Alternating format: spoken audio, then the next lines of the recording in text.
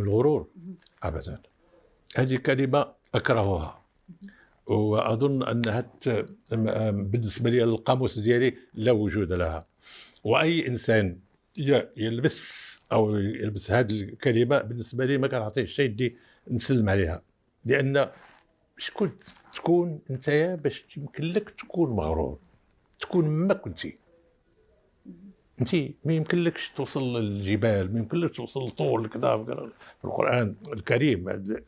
شكون فعلا كاين ناس هنايا مع الاسف بعض الفنانين داروا اغنيه بالصدفه بانت تعرفوا ولا كذا، ولاو دي ستار، ولاو دي فتات، ولاو انا حتى ولاو كيتكلموا او يقولوا اشياء تافهه. هذا هو الجهل، هذا هو الغرور، هذا هو الجهل، هذا هو الغرور.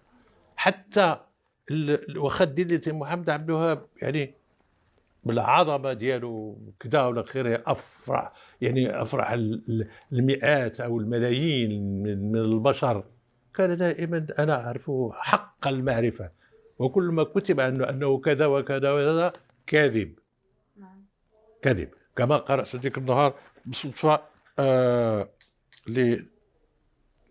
لمذكرات كتبها التابعي عن إسمهان، قريتها يعني يستحي مرات الإنسان أن يقرأ بعض الأشياء على أم كلثوم، على إسمهان، هذه الأميرة اللي كانت أميرة في كل شيء، يعني سبحان الله، في أدائها، في صورتها، في لباسها، في معاملتها، في ثقافتها، في إلى آخره. وإذا به يعني خرج على الطريق